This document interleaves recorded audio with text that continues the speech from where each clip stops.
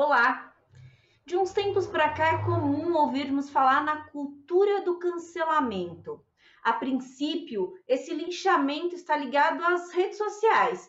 Mas será que é restrito só ao ambiente da internet mesmo?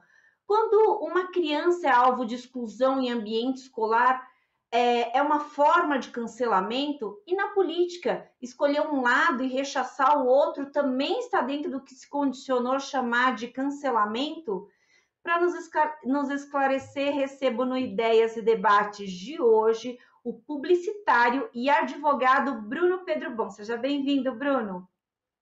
Muito obrigado, obrigado pela oportunidade, parabéns pela iniciativa de tratar um tema tão relevante.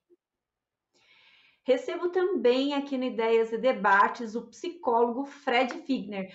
Fred, seja bem-vindo à Rejalesp. Obrigado pelo convite. Eu queria começar, Fred, perguntando o seguinte: o cancelamento não é uma invenção recente. A gente se popularizou esse termo muito recentemente e ganhou força com as redes sociais, claro. Mas desde que da infância as pessoas são acostumadas nesse movimento de exclusão, né? Que até pode, a gente estava falando em off, que até pode ser confundido com bullying. Mas eu fico pensando, as pessoas não nasceram, aliás, não viraram canceladores da noite para o dia. Eu queria saber de você se esse mecanismo de excluir alguém é um mecanismo de defesa, excluir ao invés de acolher? Bem, boa noite aos ouvintes, aos telespectadores. Na verdade, assim, existem vários fatores, né? Essa questão de cancelar o outro. Então, a gente pega, desde que o mundo é mundo, sempre a exclusão em algum momento da história, no cinema, nas artes, ela foi presente. Na infância não é diferente. Então, primeiro tem que ficar claro a diferença entre cancelamento e o bullying, né? O bullying, ele vai ser repetitivo, então uma criança, ou na escola, no parquinho, ou na rua, ela vai receber, então, comentários ou brincadeiras de forma a desmerecer essa criança, a desqualificar, e ela vai recebendo esse conteúdo de forma mais repetitiva, o que vai gerar nela alguns aspectos. Então, ela está na formação dela de personalidade, ela está na formação dela, na construção da socialização, e ela vai se tornar um adulto, provavelmente, que pode adquirir, inclusive, marcas e traumas psicológicos ao longo da sua história. Desenvolver, por exemplo, uma crença de desamor, uma crença de inadequação. Então, é muito importante que os pais tenham consciência de o que está passando com os filhos na escola, com os professores, e até mesmo um olhar muito grande. Mesmo em formato digital, as crianças também podem receber bullying e também podem ser atacadas. O cancelamento, né, como você mesmo falou, esse evento recente, a gente ainda está descobrindo ele ainda, ele vai para um viés de, a partir do momento que eu recebo uma informação que eu não concordo, ou uma pessoa que eu não identifico, que bata com os meus valores, ou que eu não tenho conexão, eu deleto. Eu simplesmente cancelo ela. Até aí, ok. Desse ponto de não querer manter um relacionamento virtual, é compreensível. O que não é compreensível é a pessoa juntar um grupo de pessoas e tentar desqualificar essa pessoa pelas redes sociais ou mesmo presencialmente. Então, ninguém é obrigado a ter contato com ninguém, ninguém é obrigado a aceitar ninguém. Mas a gente precisa também respeitar e entender as pessoas que têm ideias e posicionamentos que são diferentes dos nossos. Então, fechando aí a pergunta, o bullying ele vai acontecer na infância, esse processo mais repetitivo, e ele tem que ser muito observado por pais, professores e educadores, e o cancelamento geralmente acontece mais aí nas redes sociais. Uhum. Perfeito. Bruno, existe uma fórmula mágica para a gente evitar o cancelamento? Todo mundo está na rede, né?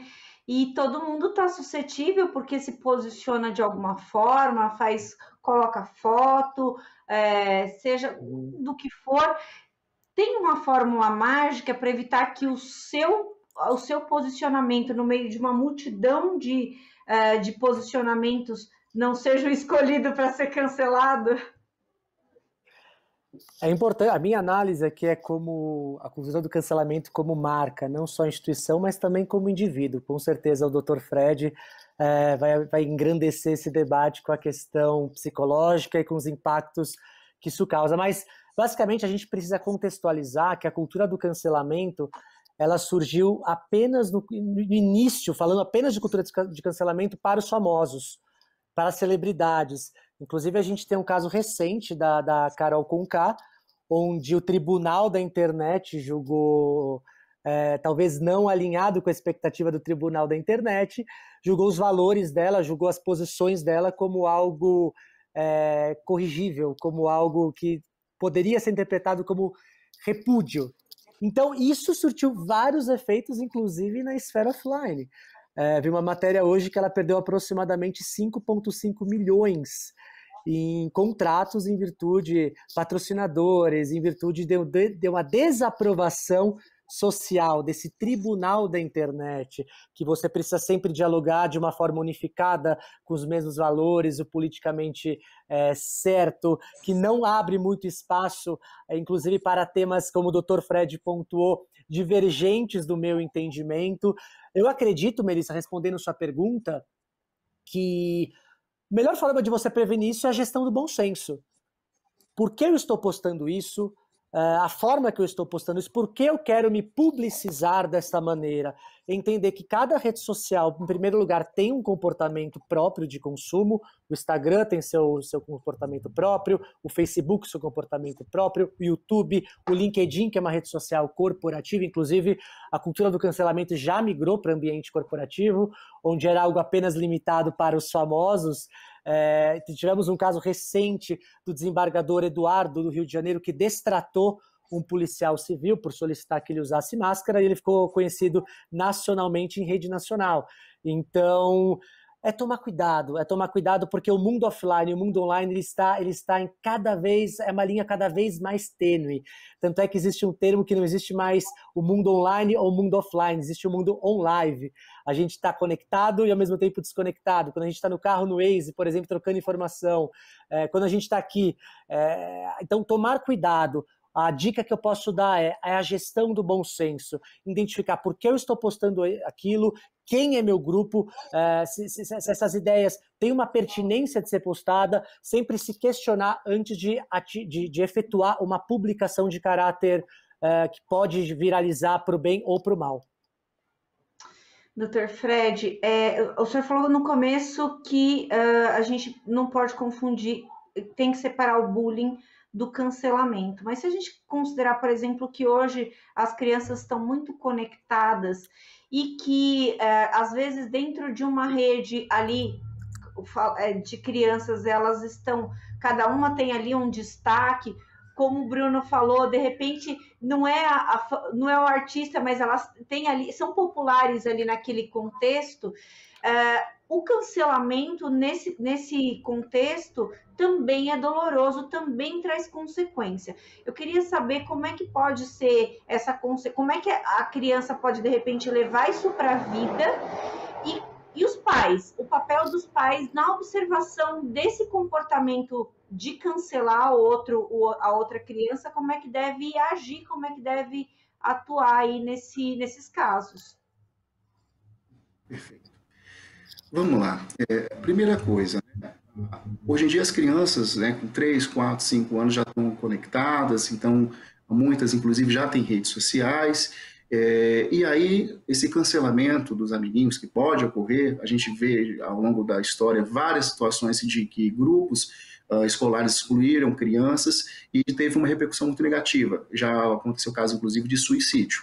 Então, é muito, muito, muito sério, né, a vigilância dos pais no sentido de tanto entender se o filho está passando por provações, está passando por um momento onde ele está sendo desqualificado do grupo, tal, como também os pais também têm que ter uma observação se como meu filho está utilizando a tecnologia. Às vezes a gente precisa entender, enquanto pais, que requer uma certa maturidade para lidar com a tecnologia, uma maturidade para poder ter determinadas ferramentas. Então, um determinado olhar é positivo. A criança que sofre um cancelamento, né, a gente tem que lembrar que, como seres humanos, nós temos uma necessidade de reconhecimento social. E além de reconhecimento social, a criança está na formação da personalidade, ela está começando a construir vários aspectos importantes. E a necessidade de segurança é muito delas, é uma delas, né? E então a indiferença ela é dolorosa, a indiferença ela pode gerar marcas, traumas que inclusive podem acompanhar essa criança, se tornar um adolescente inseguro, revoltado, ou até mesmo depressão infantil tem aumentado muito, e posteriormente um adulto também com uma série de questões. Então a gente tem que pensar muito bem como as nossas crianças estão utilizando as ferramentas de tecnologia, e o que acontece em alguns casos é que a criança ela fica tão inibida que ela não consegue se posicionar, né? Então, eu estou falando aí de crianças aí que já têm mais uma habilidade para poder utilizar o celular, ou enfim, o WhatsApp, as redes sociais, então muitas vezes ela nem posiciona. E é muito comum, às vezes, os pais nem terem noção que a criança já está num quadro depressivo, que a criança está num nível de sofrimento muito grande, porque às vezes ela não tem liberdade para poder expressar. A gente tem que lembrar, um pouco tempo atrás, tinha o jogo da baleia azul, enfim, coisas horríveis acontecem. Então, eu acredito que os pais têm que ter mais olhar maior em relação a como os filhos estão utilizando esses equipamentos tecnológicos. Para a criança, para o adulto já é muito difícil enfrentar um cancelamento, uma exclusão, uma indiferença, para a criança ainda é mais doloroso, porque dependendo da criança, ela ainda não tem um repertório para poder se defender, até mesmo posicionar para os pais o que ela está passando. Isso é muito importante de ser dito, doutor, porque é aquilo da criança sentir a necessidade de ser inserido nesse contexto, caso da baleia azul, para não ser zoado, né? Para não ser apontado. Então, isso é muito sério, né? Não é uma coisa só, não é uma brincadeira de internet, é uma coisa séria que pode trazer, sim, consequências para cada um de nós, né?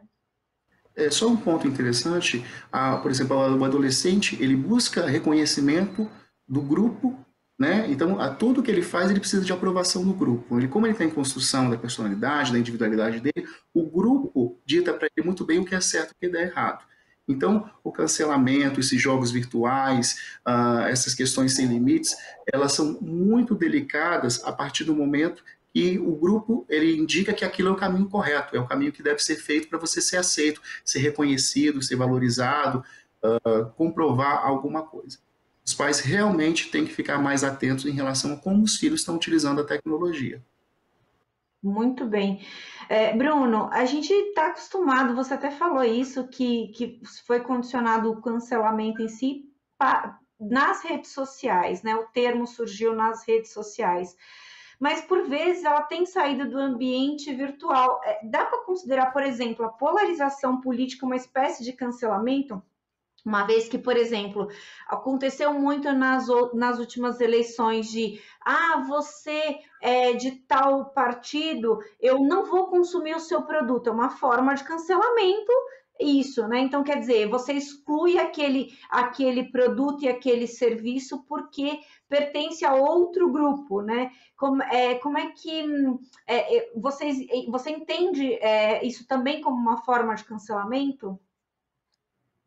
Com certeza. A minha orientação é sempre evitar em rede social. A rede social, na verdade, tornou isso um vírus, tornou isso uma potencialização, né? Tudo fica potencializado através das redes sociais. Eu acredito que, como o Dr. Fred pontuou, historicamente sempre houve a cultura do cancelamento, talvez não com essa nomenclatura, mas as redes sociais tornam isso com uma visibilidade avassaladora. Eu acredito que qualquer discussão que tenha um debate, que gere um debate conflitivo, que seja polêmica, deve ser evitado. Situações não que não devamos, que não seja necessário, que não devamos falar de política. Isso é extremamente necessário, extremamente pertinente. As redes sociais são uma ferramenta para expor a opinião, mas da mesma forma que é uma ferramenta para expor a opinião, é uma ferramenta que eu devo ouvir as opiniões, mesmo que divergentes à minha linha de interpretação. Então, o assunto, quando a gente fala de empresa, aqui entra especificamente de empresa, é evitar temas polêmicos, como política, como a questão da legalização do uso de drogas, como a questão de abortos. Mais uma vez, são temas que devem, sim, estar em pauta na sociedade, que devem, sim, ser debatidos, mas com profissionalismo, evitando opiniões parciais, levando o debate para um outro patamar, que talvez as redes sociais, pelo calor do momento, possa desvirtuar um pouquinho essa linha. Então, eu acredito que são temas que devem, pelas empresas, serem evitados, sim, e se forem tratados de uma forma muito meticulosa, obedecendo parâmetros como a inclusão, como a diversidade, e principalmente, eu sempre falo, a rede social tem um algoritmo próprio. É impressionante. Quando a gente começa só a buscar assuntos, seja de esquerda ou seja de direita, ela entende pelos algoritmos que nós queremos pertencer àquele grupo, porque a gente consome aquele tipo de observação. Isso nos torna alienados, porque o enxoval de informação que vai vir através dos algoritmos para mim, ele sempre vai dialogar com o que eu quero ouvir, ele sempre vai dialogar com os meus valores, ele sempre vai dialogar com minha interpretação. Então eu torno aquilo como uma verdade absoluta. E quando eu sou impactado com uma ideia divergente, eu não tenho tolerância. Eu não tenho aceitação de uma ideia que não seja compatível com os meus valores. Então, eu sempre convido quem está nos assistindo, entre em grupos se você é de direita, entre em grupos de esquerda. Se você é de esquerda, entre em grupos de direita, como ouvinte, para entender a ideia, para entender a filosofia. Não de um ponto de vista crítico, mas um ponto de vista para me tornar um cidadão melhor, uma pessoa melhor, que consegue consumir ideias diferentes da minha, e tudo bem. Eu acho que isso é a tolerância, eu acho que isso é o princípio da democracia, em aceitar todos da maneira que são. É interessante você falar isso, Bruno, porque eu, como jornalista, sempre tentei consumir de todos os lados, para conseguir, não, entre aspas,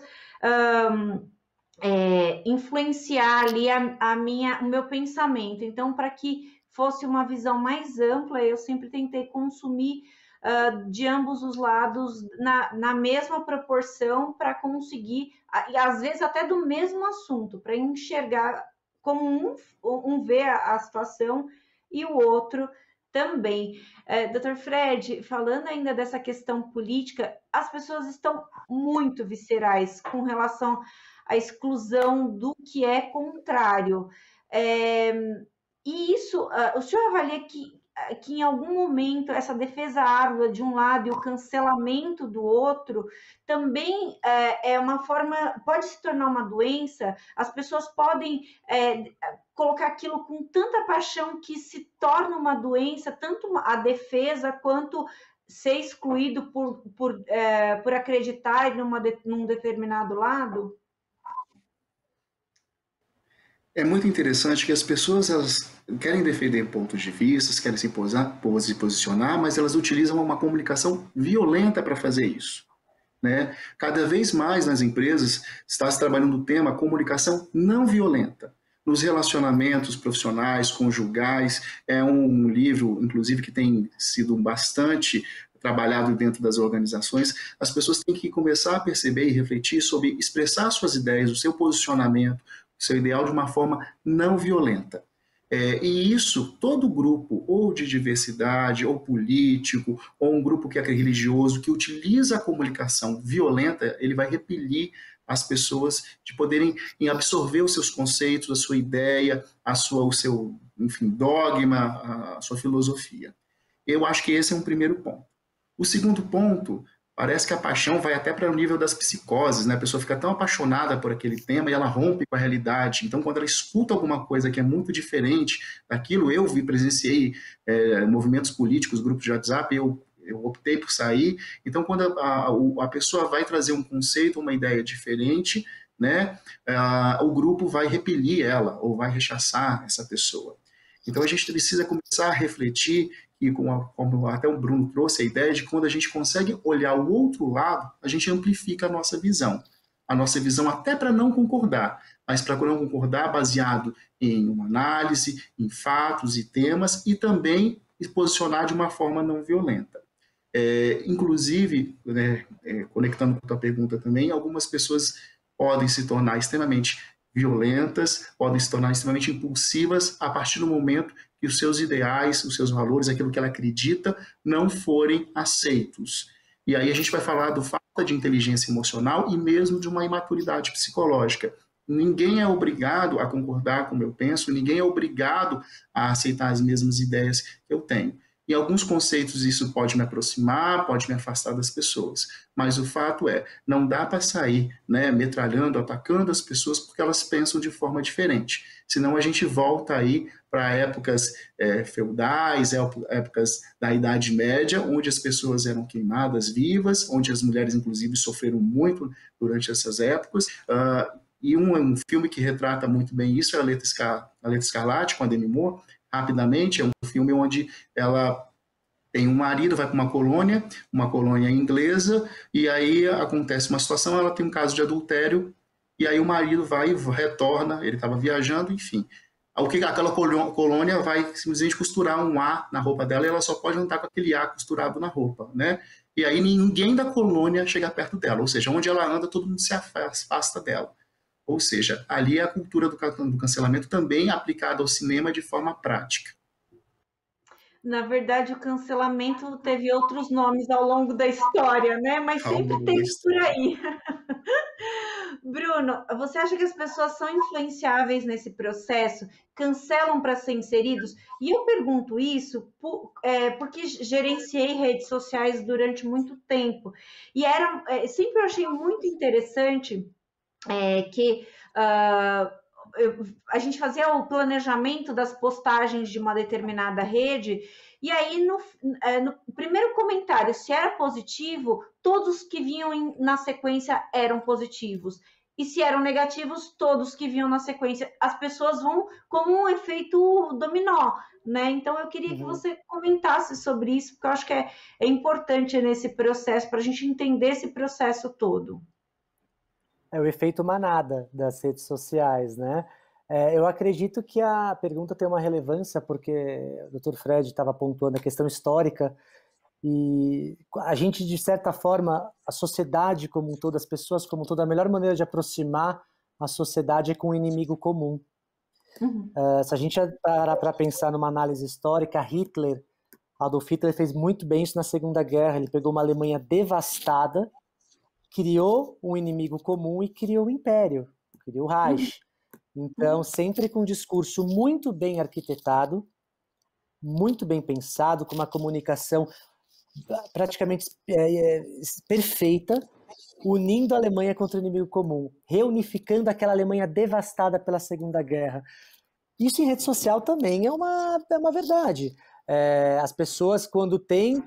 Foi o que o Dr. Fred pontuou. As pessoas, quando têm uma similaridade, as pessoas precisam se sentir pertencidas a uma determinada classe. Isso faz parte da pirâmide das necessidades, da pirâmide de Maslow, que são as necessidades fisiológicas, as necessidades de segurança, até as necessidades mais complexas, como a autoestima. Isso é uma necessidade do ser humano, a necessidade de ser aceito, a necessidade de participar de um grupo específico. E isso as marcas trabalham muito bem. As pessoas trabalham muito, marcas como Apple, marcas como Nike, até a própria Clubhouse, agora uma nova rede social que categorizou apenas usuários que usam iOS momentaneamente, né? Isso é um comportamento que já vem sendo debatido, inclusive outras redes sociais já adotaram, mas não só em efeitos, como eu disse, online, efeitos offline, isso também é uma recorrência, que a gente chama de efeito manada, a questão de se juntar numa causa própria, seja ela uma causa positiva ou seja ela uma causa negativa. E eu sempre falo, aqui é até um pensamento não meu, mas de Madre Teresa de Calcutá. Ela fala que chamavam Madre Teresa de Calcutá para combater a fome, para combater a guerra, e ela não ia, ela falou, não vou, eu vou se for a favor da paz.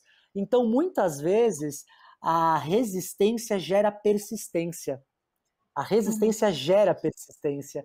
Então, eu sempre paro para pensar, obviamente a gente pode se unir, mas a gente não pode se unir para causas sociais de maior relevância, para realmente fazer a diferença. Eu acredito também que estamos falando aqui de cultura do cancelamento num propósito muito negativo, e realmente ela é uma realidade que precisa ser conversada no âmbito familiar, no âmbito como sociedade, mas quantas outras iniciativas interessantes em redes sociais também a gente adota, a questão de vaquinhas online para transplantes, para tratamentos de doenças, soluções inimagináveis. Então, o ser humano, ele é um potencial. Ele é um potencial e a rede social ajuda esse potencial de uma forma exponencial, tanto para o bem como para o mal. Com certeza. Doutor Fred, se as pessoas cuidassem da saúde mental, elas evitariam essa cultura do cancelamento, enveredar por esse caminho? Ou isso está mais relacionado com os padrões que as pessoas criam? Quer dizer, eu crio um padrão, um estereótipo de vida, de um ideal, e se a pessoa não está naquele ideal que eu criei, eu rechaço, eu aponto o dedo para ela. O que tem mais a ver aí com esse perfil do cancelador? O perfil do cancelador, eu acredito de forma multifatorial. Então, primeiro tem a questão do condicionamento cultural, né? Então, o momento que a gente está vivendo, uma era digital, tudo é digital, então acaba se tornando o número de seguidores a sua moeda de troca, tanto para visibilidade quanto para rentabilidade. Esse eu acredito que seja um aspecto. Segundo aspecto, o Bruno comentou, o efeito manada, então é mais fácil seguir a maioria do que parar e ter um senso crítico, né? Em relação à questão do cancelador, né, a pessoa que vai cancelando as outras e vai juntando grupos para formar isso, a gente tem que pensar também numa questão de falta de inteligência emocional, por isso que fazer terapia é tão importante, né, porque através do processo terapêutico a gente consegue se enxergar e consegue inclusive identificar mais a nossa personalidade. A nossa personalidade é atravessada por muitos condicionamentos de cultura, né, dos grupos sociais que a gente está inserido, então olhar para si, se entender e se perceber e identificar os seus valores é um processo. E não é um processo, muitas vezes, lento. Então, às vezes, é mais fácil seguir o que a maioria está falando e aí seguir para poder ser aceito, inclusive fazer parte. A gente tem que pensar, inclusive, nessa questão da violência, os próprios torcidas organizadas, muitas vezes a pessoa não fez nada, mas ela está passando e aqueles bando de torcedores vão lá e agridem aquela pessoa simplesmente porque é diferente. Agora, existe aí uma predisposição já a ser a agressividade, a violência, a raiva, que isso tem que ser direcionada para algo ou para alguém. Então, a falta de inteligência emocional, que é mais um dos temas que estão sendo tão debatidos. As empresas, assim como comunicação não violenta, do universo organizacional, têm trabalhado muito esses temas, porque quando a gente não consegue gerenciar as nossas emoções, inclusive as nossas emoções não positivas, o estrago é grande. Tem que lembrar que as redes sociais é a nossa vida ditada, a nossa melhor versão. Ninguém vai colocar os seus fracassos, pelo menos eu não conheço a grande maioria das pessoas que colocam os seus fracassos, o seu lado B, né? E do ponto de vista psicológico, em algum momento todos nós já tivemos inveja, raiva, ciúme, em algum momento nós já tivemos comportamentos que não fomos eticamente corretos ou politicamente corretos. Então, nos bastidores, o seu lado B, né, o seu lado fora da tela, todo mundo tem consciência, ou pelo menos boa parte, que na verdade não existe uma perfeição. Então, o perfil do cancelador, ele pode estar relacionado a vários aspectos, no meu entendimento, e em alguns casos até algum comportamento, inclusive perverso, né? Que é os movimentos para poder rechaçar o outro, desqualificar o outro, eliminar o outro. Bruno, nessa mesma linha, você percebe que o ser diferente, entre aspas, do que a maioria considera padrão, pode significar um risco maior de cancelamento? Quer dizer, a pessoa... E aí a gente falando de um digital influencer, por exemplo, que está ali construindo uma reputação, né? Aí ele, de repente... resolve destoar da manada, isso é uma probabilidade maior, um risco maior? Eu acho curioso o comportamento de rede social, porque ao mesmo tempo que existe uma padronização de comportamentos, até algo um Fordismo de postagens, só contextualizar aqui, a Covid, o momento pandêmico, obrigou principalmente as empresas para uma migração no digital. Bill Gates falava, existem dois tipos de empresa, aquelas que estão na internet e aquelas que não estão na internet, ou seja, aquelas que não sobrevivem. Então, minha ideia, o que eu percebo isso trouxe também algumas consequências, uma consequência de uma cachoeira de informação que muitas vezes, Melissa, não desperta a atenção da audiência, porque é sempre o mesmo. porque é bater na tecla da segurança que traz uma mesmice, uma sensação de que nada é diferente, que nada é novo.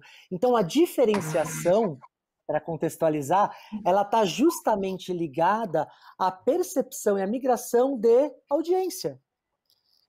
Eu não sei qual é a fórmula do sucesso, mas eu sei que a fórmula do fracasso é querer agradar todos. Então, como se diferenciar no mar de mesmice? Como se destacar no ambiente que está tudo igual, onde os processos, onde as postagens, onde os comportamentos, onde o que é socialmente aceito, socialmente desejado é o mesmo? Qual é a minha interpretação? A minha interpretação é: eu entendo a sua pergunta, eu acredito que sim, isso pode gerar uma interpretação num primeiro momento de repúdio, num primeiro momento de resistência, mas ao mesmo tempo eu vejo uma oportunidade. Eu vejo uma oportunidade em fazer diferente, eu vejo uma oportunidade em trazer algo novo, em trazer uma reflexão nova. O ser humano, ele é impactado mais ou menos por 30, a gente precisa tomar 30 mil decisões por dia. 30 mil decisões por dia. Somado a um contexto, desde já da camisa que eu vou usar, até como eu vou falar, até o que eu vou comer no café da manhã, até se eu vou trabalhar, que horas eu vou acordar, se eu vou orar, se eu vou assistir TV, se eu vou beijar a minha mulher, se eu vou passear com o meu cachorro. São 30 mil decisões, as mais simples, as mais complexas. Então o cérebro humano trabalha com os gatilhos, que nós chamamos de gatilhos emocionais, que são gatilhos muito usados como técnicas narrativas, os gatilhos emocionais, os arquétipos de branding, que é um conceito que vem da psicanálise, mas as marcas souberam usar para identificar valores comuns. A questão do storytelling para saber se diferenciar. Então, sim, eu acredito que uma possibilidade para se distinguir, também chamar atenção, é se diferenciar. Mas eu sempre oriento, entenda, leia as técnicas narrativas, as técnicas de storytelling, os arquétipos de brand, os gatilhos emocionais, para o que você fazer ter coerência, ter um planejamento, porque realmente me publicizar de uma forma diferente, apenas para me destacar, apenas para não ser mais sem um planejamento, sem uma linha de condução estratégica para isso, pode ser sim um tiro no pé. Fred, você falou bastante sobre a questão da falta de inteligência emocional. Mas eu queria que você falasse um pouco melhor sobre esse assunto. E aí eu fico pensando no seguinte: é falta de inteligência emocional só ou tem uma questão de infantilização aí no meio do caminho? Por quê? Às vezes você vai ver o discurso do cancelador, você fala, gente, é uma criança que está na 5ª série. E quando você vai ver efetivamente, é um adulto que simplesmente está agindo como uma criança, como se não tivesse tido nenhuma experiência de vida, como se não conhecesse as dores uns dos outros e simplesmente age de uma maneira imatura. Queria saber se isso tem a ver. Quando a gente fala, eu vou contextualizar, quando a gente fala de inteligência emocional, é um conceito, e dentro desse conceito existem 4 pilares. Então, autoconhecimento, gerenciamento das nossas emoções, empatia e habilidades sociais. Então, quando a gente fala de inteligência emocional, parece que é uma coisinha simples, tal, mas na verdade é um conceito bem amplo. Então, nesse caso, vamos pensar na questão da empatia. Então, quando eu vou cancelar, provocar, desqualificar, unificar o grupo, eu não me desloco no local, né, não calço os sapatos que essa pessoa está. Então, por nesse aspecto, eu pontuei da questão da falta de inteligência emocional. Mas concordo com você, a questão do cancelador é multifatorial. Então é difícil a gente colocar em psicologia todo mundo no mesmo pacote, todo mundo na mesma caixa, todo mundo na mesma embalagem. Tá? Mas tem uma questão de infantilidade, em alguns casos questões de perversão, algumas questões também de não ter um posicionamento formado e vai para a questão do efeito manada. Existe uma questão de sair do mundo da realidade, viver no mundo virtual. Então, existem uma série de características, é multifatorial.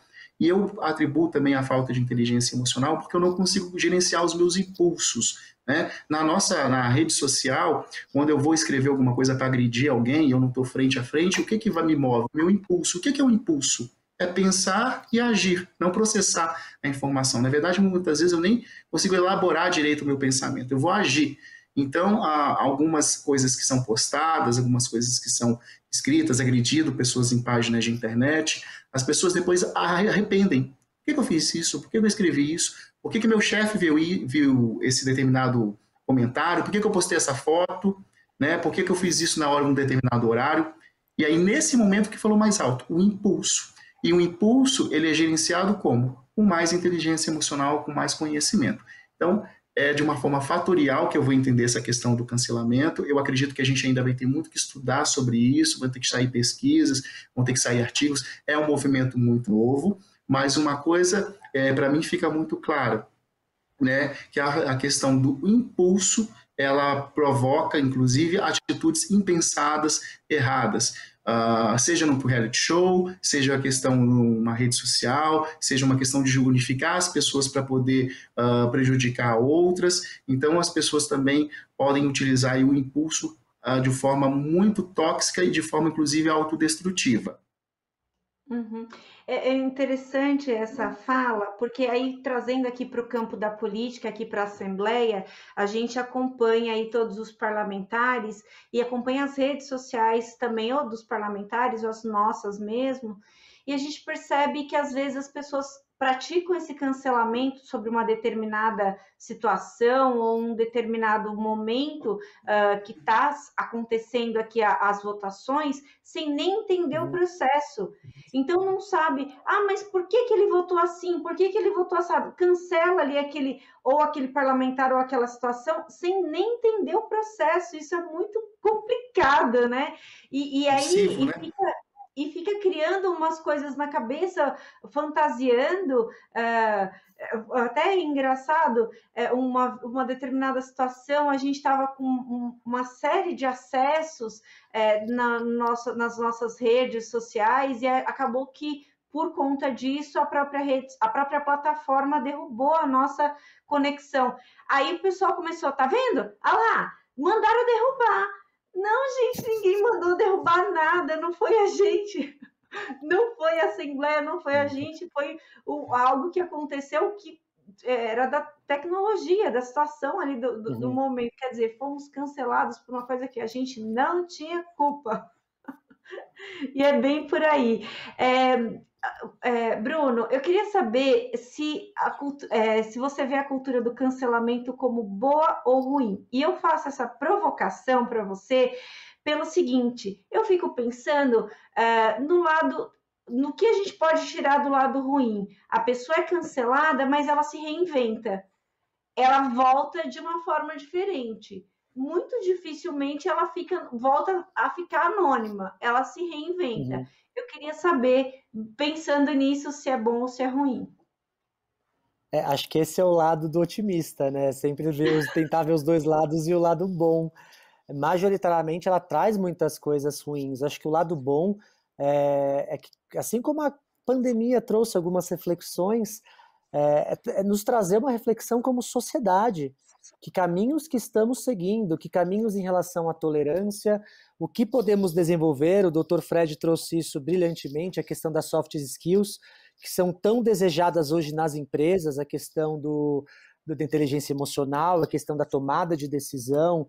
As redes sociais, elas ajudam, elas corroboram que a pessoa seja um coadjuvante, não protagonista da vida dela, porque você entra no mar onde tudo é perfeito, onde todo mundo aceita a sua opinião, onde sua opinião é sempre, e os algoritmos trazem isso.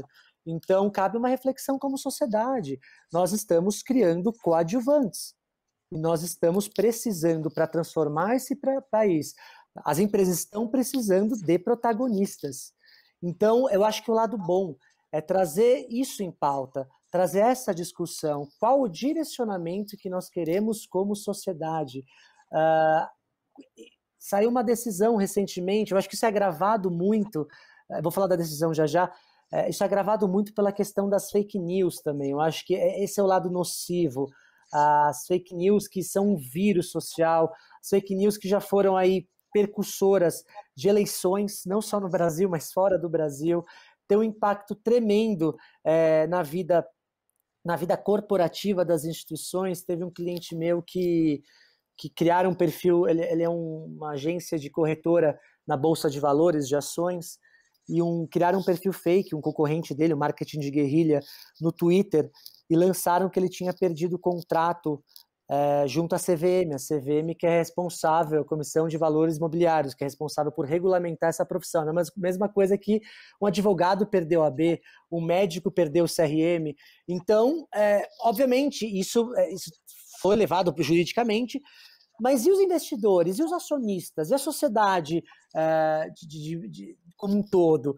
Teve que ser feito um trabalho super rápido, super conciso, em virtude de uma fake news que podia arruinar a reputação desse meu cliente.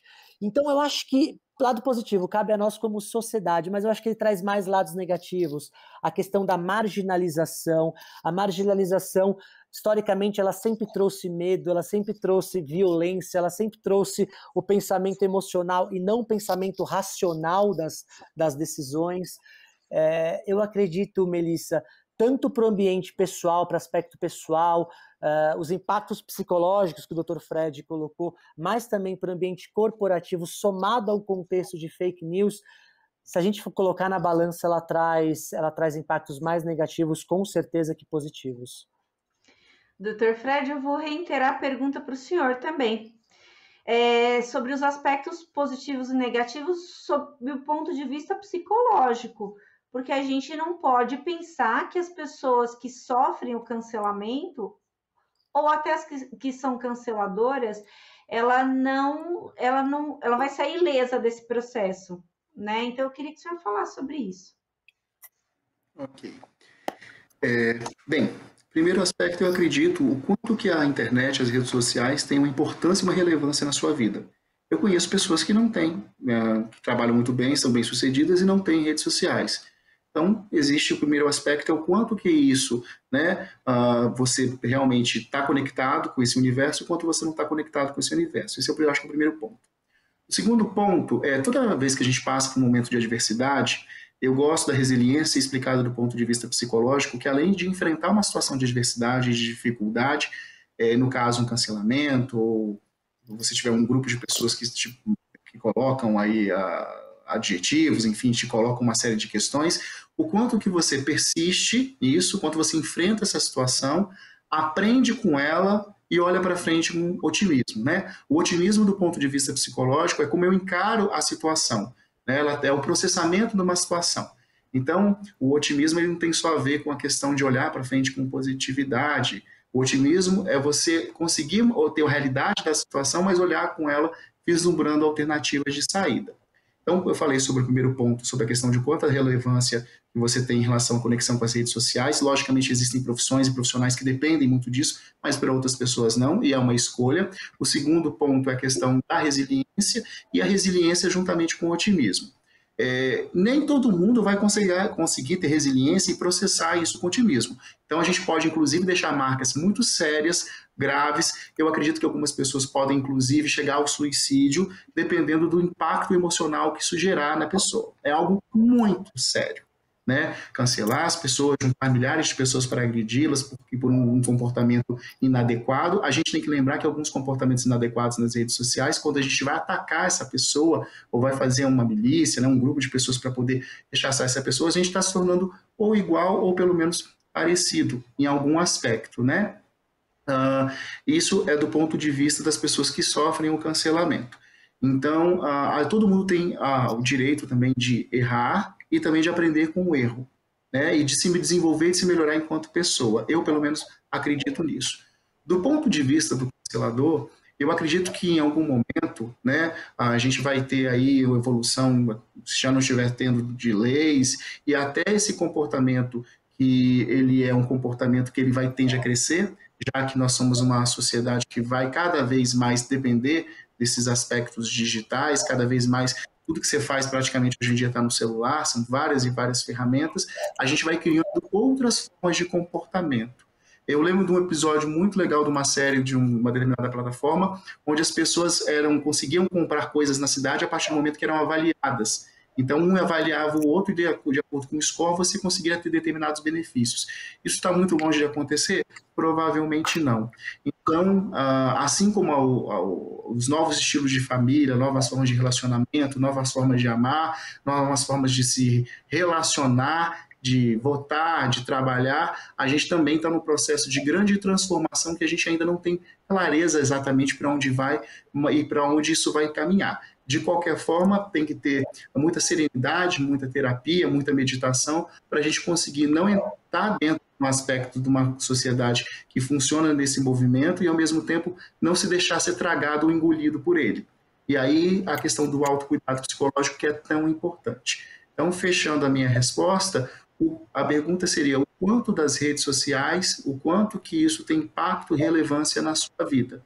E o quanto que você edita a tua vida e o quanto que você tem a necessidade de aceitação desses grupos.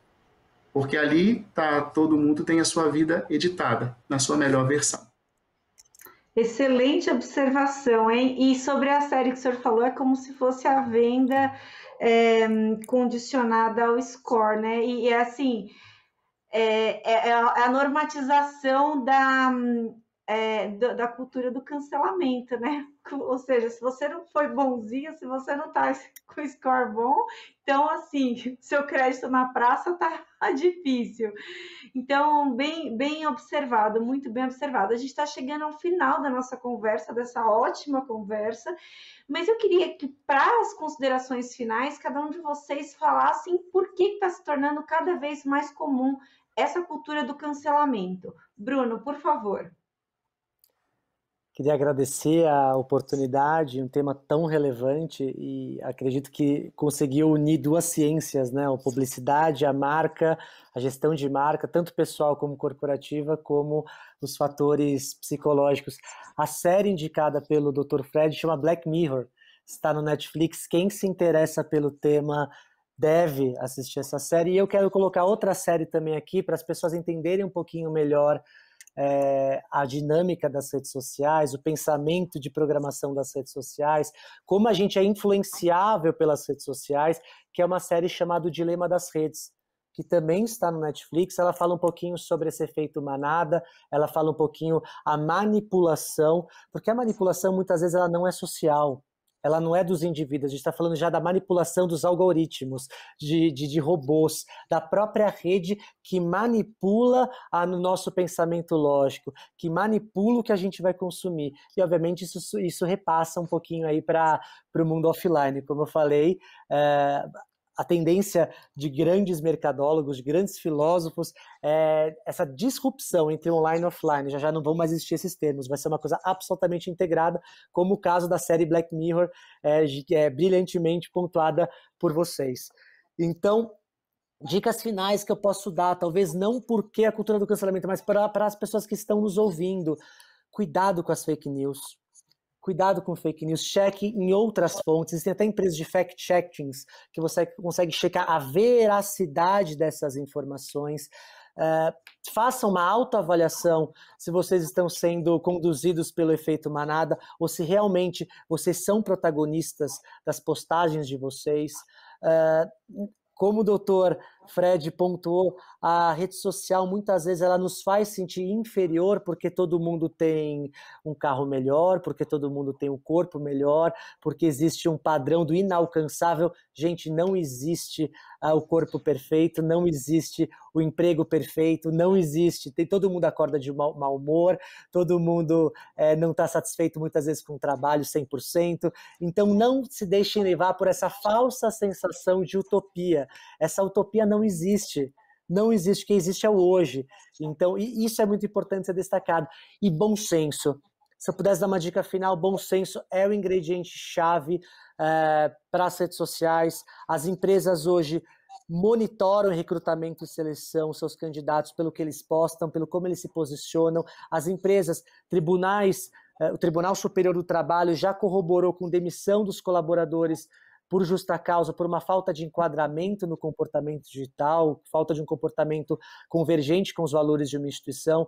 Então, por que eu estou postando? Para quem eu estou postando? O que eu quero me expressar com isso? São perguntas que devem ser feitas antes de uma publicação nas redes sociais, porque pode ser algo incontornável. Então, mais uma vez, obrigado, doutor Fred, um prazer trocar com você e ansioso aqui pelas considerações do doutor Fred. Por favor, doutor. Eu acredito que a gente está numa sociedade que cada vez mais a tolerância está sendo colocada à prova, a gente está numa sociedade extremamente intolerante, mas eu acho que vale a pena uma reflexão.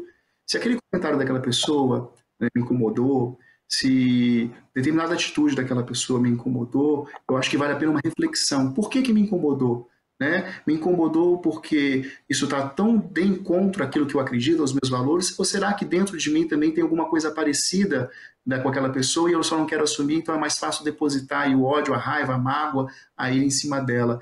Eu acho que vale a pena mais a gente refletir e tentar exercer a grande habilidade da empatia, que é mais do que simplesmente se colocar no lugar do outro, mas também tentar reconhecer e identificar um pouco como o outro, como história.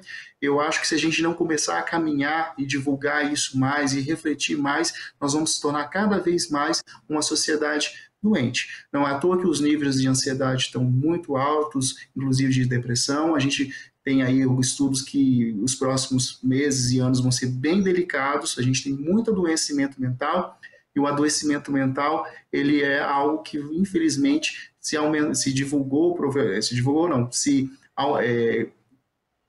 aumentou muito devido à questão da pandemia. Então, eu acho que vale a pena a gente tentar um exercício diário de ser um ser humano melhor, uma pessoa melhor, um cidadão melhor. Então, as minhas considerações finais seriam: seja mais empático e comece a refletir mais. Por que a opinião daquele político me incomoda? Por que a opinião religiosa dele me incomoda? Por que a história daquela pessoa me incomoda? Por que determinada orientação sexual me incomoda? Por quê? Por que isso tanto me incomoda? Eu acho que vale a pena uma reflexão profunda para você entender se isso não está falando, inclusive, do seu conteúdo, de aspectos seus, e que você não consegue identificar, e aí tem que utilizar de ira e raiva para poder desqualificar, desmerecer ou eliminar o outro. Perfeito. Muito obrigada por essa reflexão importante que a gente teve no programa de hoje. Muito importante a gente plantar essa sementinha aí do autoconhecimento. A gente não está induzindo ninguém a nada. É plantar uma sementinha da reflexão mesmo, de tentar observar: será que eu não já fiz isso? Eu passei o programa inteiro pensando nisso. Será que eu não já fiz isso? Mas, enfim, muito obrigada pela disponibilidade desse debate, de conversar conosco sobre esse assunto. Esse foi mais um Ideias e Debates. A gente falou da cultura do cancelamento com o Bruno Pedro Bon, que é publicitário e advogado, o Fred Figner, que é psicólogo. Você fica agora com a programação da Rede Alesp. Você pode rever esse programa e outros programas da Rede Alesp nas nossas redes sociais. Muito obrigada e até a próxima!